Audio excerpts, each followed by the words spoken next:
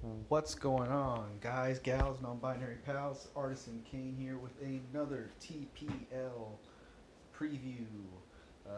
Week 3, we are battling Garbodorable, coached by GameChump. Um, Last couple weeks didn't go as planned.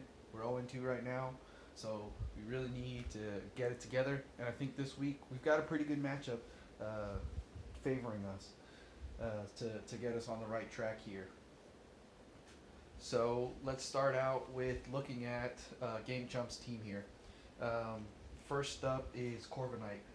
Corviknight's probably one of the best Pokemon coming out of Gen 8.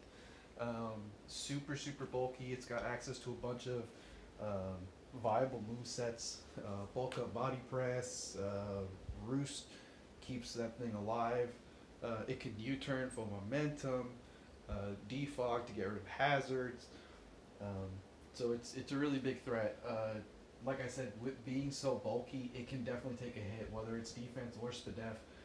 It can take a hit. So we need to definitely be prepared for that. Luckily, we've got a pretty good check on it um, in Toxtricity, but anyways, yeah. So also, it's a can possibly be a G-Max Pokemon. Um, its G-Max move, Wind Rage, removes screens and hazards. Um, so that can be something to deal with too.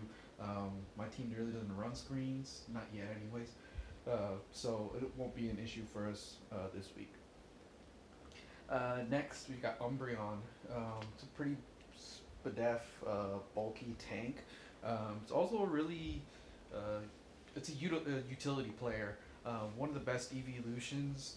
Um, it can status you with like toxic, uh, wish protect to keep itself alive. It can, it's got access to yawn, the Baton Pass. If it starts getting momentum and stuff like that. It can pass a bunch of different stage boosts and whatnot. So being with that, we have to make sure we hit it with most likely a physical attacker because all the Spadef Pokemon aren't going to really do much damage on it. Vanillux is his next Pokemon.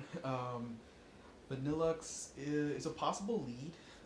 If it has Snow Warning, the ability Snow Warning gets up Hail automatically, which means it can get up like an Aurora Veil. Also, it can basically spam blizzards with the increased accuracy in the hail that can hit pretty hard. Um, I've seen it with either Never Melt Ice, heavy duty boots. It's also pretty good as a Specs or Scarfer. Um, Vanillux's speed tier, it's got a base 79 speed, so it's the fastest mon on his team. Now, with that, it's still relatively slow. So if it's not scarfed, um, most of my guys can outspeed it after some boosts or after webs, stuff like that. Definitely after webs, even if it's scarfed, we can outspeed it. Next Pokemon here, type Null.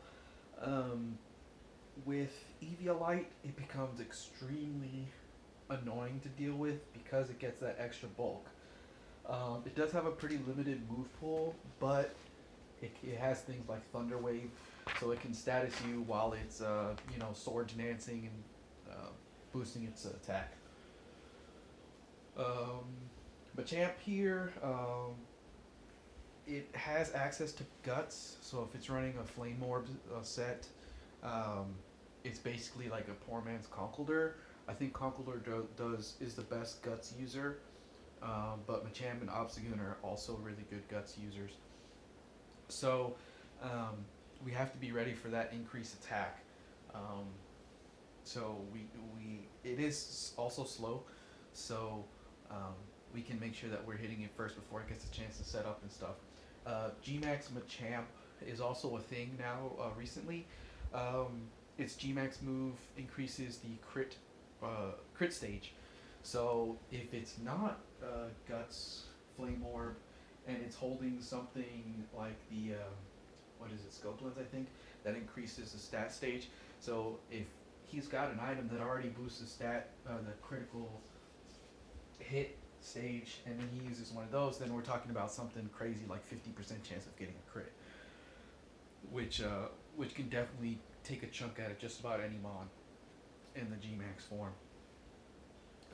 And then finally we have Garbodor, his namesake Pokemon there. It's also another potential lead because it has entry hazards, spikes, T-spikes. It's a pretty balanced mon, but it does have a pretty powerful gunk shot. I think it's like 120 base power. Those are a pretty powerful move, and it does have stuff like Pain Split to make it tough to deal with, and then Aftermath ability kind of does chip damage even after you KO it. Also has a G-Max form, G-Max Malodor, which just does a poison on the target. So with that, let's take a look at the team that the Bad Lombres are bringing this week. First up, let's look at Lysithea the Gengar, running a sub Nasty Plot. I think I ran this set last week too. Basic sub Nasty Plot set. Gengar does outspeed the entire team.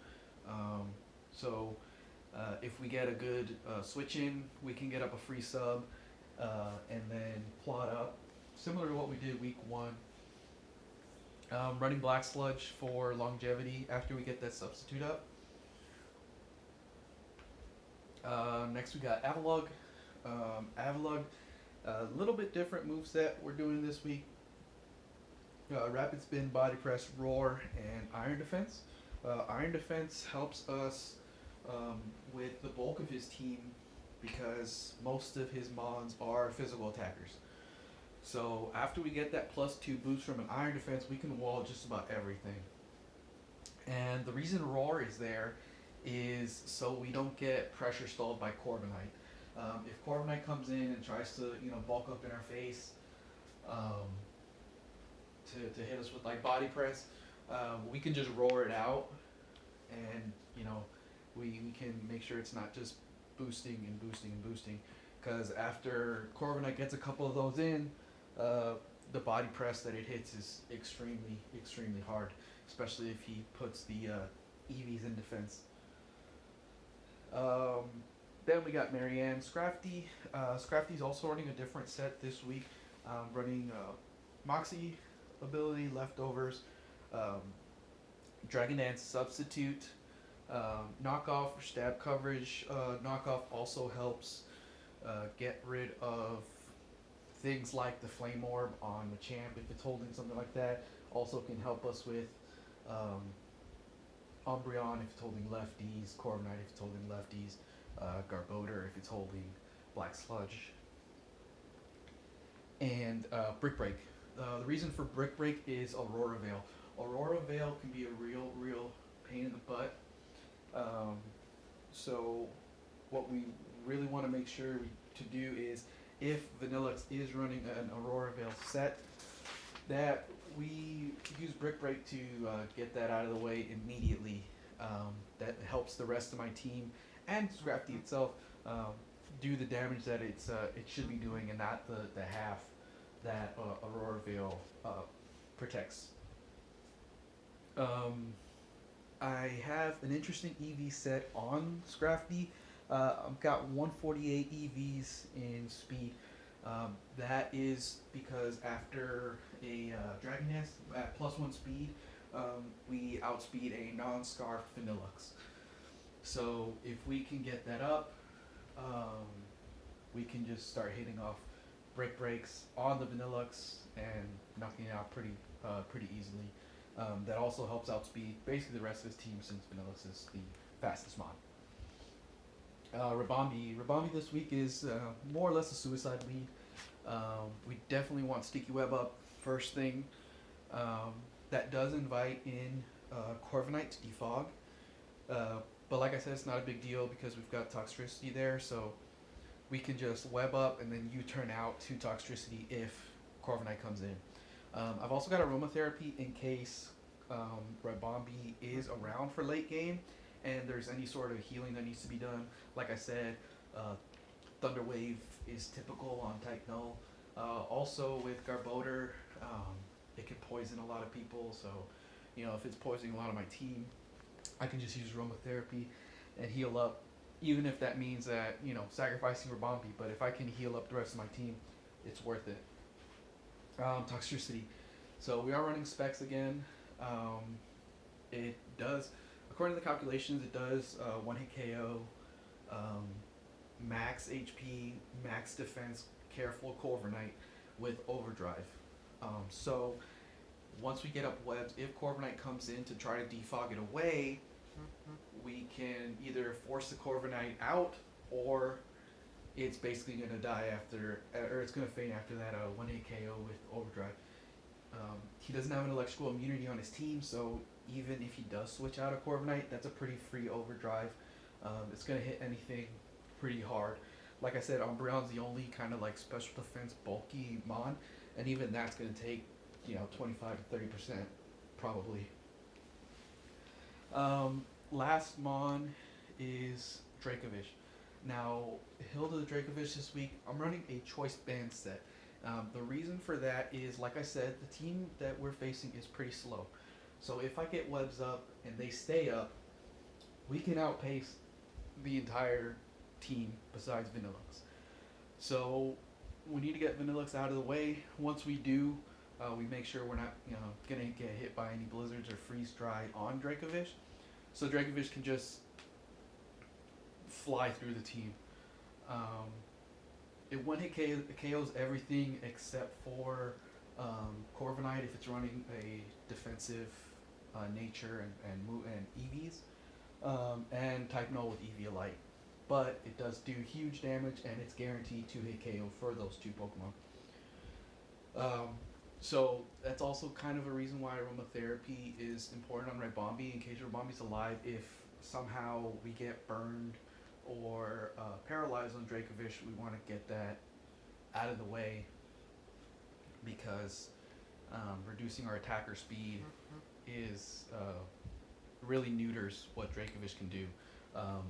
Other than that, we can just Vicious Rend through the rest of the team. Assuming nothing else is like Scarf. Most of those mons aren't typically Scarf abusers because of their speed tiers, but we never know. So that's kind of the late game strategy there with Dracovish. So we are 0-2. We really need to win this week to get on the right track, and I think this week we can get that. So with that, I'm going to sign off, and I will see you guys for the week 3 battle. See ya.